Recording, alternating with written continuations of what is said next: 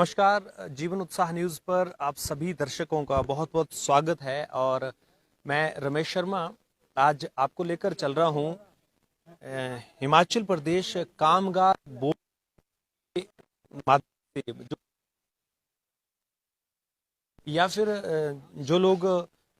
कामगार बोर्ड में रजिस्टर्ड रहते हैं उन सब लोगों के लिए हिमाचल प्रदेश सरकार द्वारा समय समय पर कुछ इस तरह के इनाम उपहार के रूप में दिए जाते हैं जिससे कि उनका मनोबल भी बढ़े और उन लोगों के अंदर काम करने की प्रेरणा भी आए।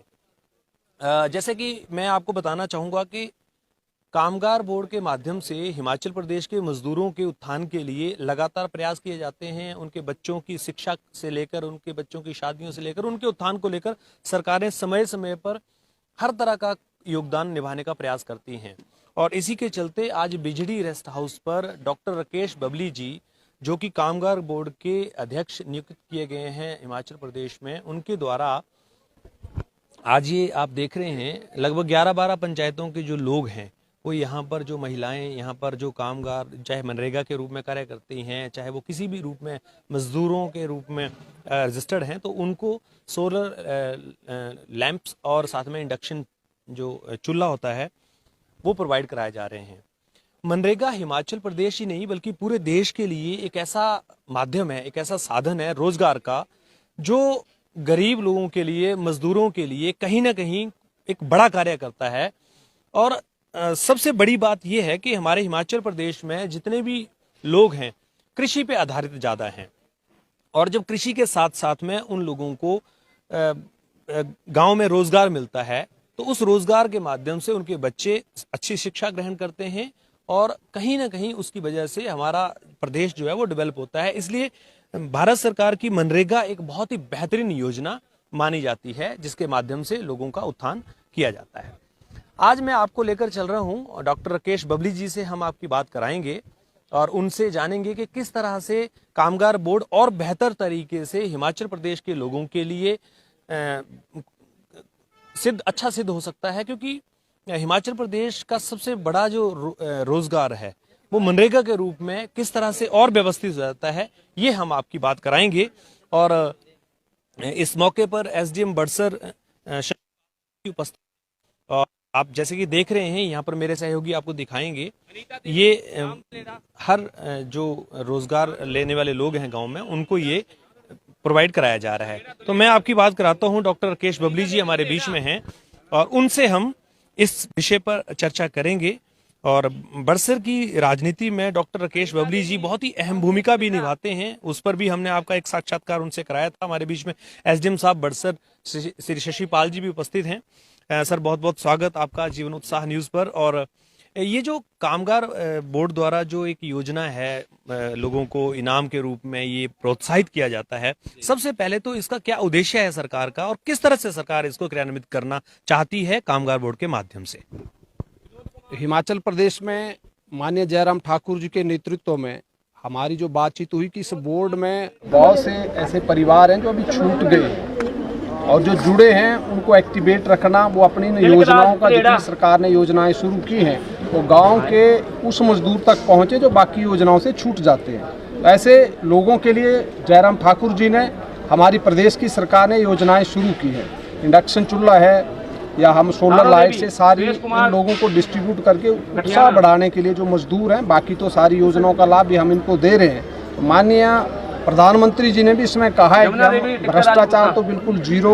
होना चाहिए। पहले कुछ बातें थी, इसलिए प्रधानमंत्री ने कुछ योजनाओं का जो डायरेक्ट इन आइटम देने का विषय था उसको रोका था और आने वाले समय में हम हिमाचल प्रदेश के अंदर भी इसमें पंजीकरण भी बढ़ाएंगे। बहुत से मैंने स्वयं पूरे हिमाचल का टूर किया है और बहुत से अभी भी गाँव के अंदर इंटीरियर में कुछ मजदूर छूट गए हैं। हमने मुख्यमंत्री जी से बातचीत की है, हम पंजीकरण भी बढ़ाएंगे और इसको ऑनलाइन हम सॉफ्टवेयर पे सारा डाटा चढ़ा रहे हैं ताकि कोई इसका मिसयूज भी ना हो पाए योजना का। सारे विषय हमने आगे 2 दिन बाद हमारी 10 को फिर बोर्ड की बैठक है शिमला में, तो हम नई योजनाओं को भी इसमें जोड़ेंगे। डॉक्टर राकेश बबली जी, जैसे ये जो इनाम दिए जाते हैं क्या क्राइटेरिया रहता है किस जो मजदूरों का कितनी उनकी अटेंडेंस होनी चाहिए या कितना उनका कार्य उनको मिला होना चाहिए, किस तरह से ये प्रक्रिया पूरी होती है ताकि लोग जागरूक भी हो सके और उनके अंदर ये प्रोत्साहन भी आए कि उनको कार्य करना है मनरेगा के तहत। जी जी, इसमें हमने अभी तो जो पहले पंजीकृत हुए शुरू में लोग और लंबे समय से 4-5-6 वर्ष से पंजीकृत हैं, ऐसे जो लंबे समय से लगातार काम कर रहे हैं, कुछ मजदूर तो पंजीकरण करवाते हैं फिर छूट जाते हैं, बीच में ब्रेक हो जाते हैं, लेकिन कुछ कंटिन्यूस काम कर रहे हैं इस बोर्ड के साथ जो है, उनको हम मोटिवेट करने के लिए इस योजना को शुरू किया। अभी हम इसमें थोड़ा और एडिशनल लोग भी जोड़ेंगे आने वाले समय में। मैंने कहा है, अधिकारियों से भी बातचीत की है, शिमला में भी बातचीत की है, ज़्यादा से ज़्यादा मजदूरों के बीच में इन योजनाओं का लाभ जाए, उस दिशा में और ज़्यादा प्रयास किए जाए। जी धन्यवाद सर। हमारे बीच में एसडीएम बरसर भी हैं, लेकिन उनके बात कराने से पहले मैं आप लोगों को ये जानकारी देना चाहता हूँ, जागरूक करना चाहता हूँ कि मज़दूर जो है या जो लोग जो गांव में मनरेगा के तहत जो लोग काम करते हैं, ये हमारे हिमाचल प्रदेश की नहीं बल्कि पूरे देश के अंदर लगभग 80% आबादी को इफ़ेक्ट करता है। तो इन सारी आबादी को इस तरह की योजनाओं के साथ बांधना पंचायतों की भी कहीं ना कहीं जिम्मेवारी बनती है और पंचायतों को बहुत सकारात्मक रूप से इस भूमिका को निभाना पड़ेगा कि जो लोग जॉब कार्ड बनाते हैं उनको सच में ही उन्हीं लोगों को कार्य मिले जो वाकई में ही कार्य कर रहे हैं, उनको इनाम मिले, ना कि किसी तरह से इसमें कोई ऐसी चीज़ आनी चाहिए जिसकी वजह से इस योजना में कोई धब्बा लगे, किसी तरह का कोई नुकसान रहे। हमारे बीच में एसडीएम साहब, सर बहुत बहुत स्वागत आपका जीवन उत्साह न्यूज़ पर। एक बहुत ही महत्वपूर्ण एक भूमिका निभा सकती है ये योजना, जो गांव के एक आदमी को प्रोत्साहित कर सकती है इस तरह के कार्य करने में, मनरेगा करने में। एक अधिकारी होने के नाते आपके ब्लॉक को लेकर, आपकी डिवीज़न को लेकर आप किस तरह का मैसेज पंचायतों को या फिर लोगों को देना चाहेंगे इस योजना के लिए? धन्यवाद रमेश जी। आपके दर्शकों के माध्यम से ये बताना चाहूँगा कि जैसा आपने अभी चेयरमैन सर से सुना कि सरकार की बहुत सारी कल्याणकारी योजनाएं हैं कि जो इस प्रकार से देहातों में, गाँव में ऐसे वर्कर्स हैं जो कि कहीं एक स्ट्रीमलाइन में नहीं जुड़े हुए हैं, उनको जोड़ने की एक योजना है। चाहे वो उन्होंने मनरेगा में काम किया हो, चाहे उन्होंने मनरेगा से बाहर किया हो, उन्हें भी इसमें जोड़ा जाता है। इस प्रकार के लोग जो हैं वो जिस भी माध्यम से हो सके, जैसे मुख्य तौर पे हमारे पास मनरेगा में ब्लॉक के माध्यम से होते हैं, तो ये कोशिश रहती है और जिस प्रकार से सरकार के निर्देश हैं तो ये कोशिश करेंगे कि ब्लॉक में जितने ज़्यादा लोग जो हैं तो इसमें पात्र बन सकें और वो इस इन योजनाओं का लाभ उठा सकें, जिसमें केवल मतलब इंसेंटिव नहीं है, इसमें बच्चों की पढ़ाई से लेके कोई एक्सीडेंटल आपका नुकसान होता है, कोई आपको मैरिज के टाइम में हर एक प्रकार की सुविधाएं इसमें मिलती हैं। तो ज़्यादा से ज़्यादा लोग ब्लॉक में जितने भी लोग मनरेगा में काम करते हों वो इनके क्राइटेरिया जानकर और इसमें अपना रजिस्ट्रेशन सुनिश्चित करवाएं ताकि इसमें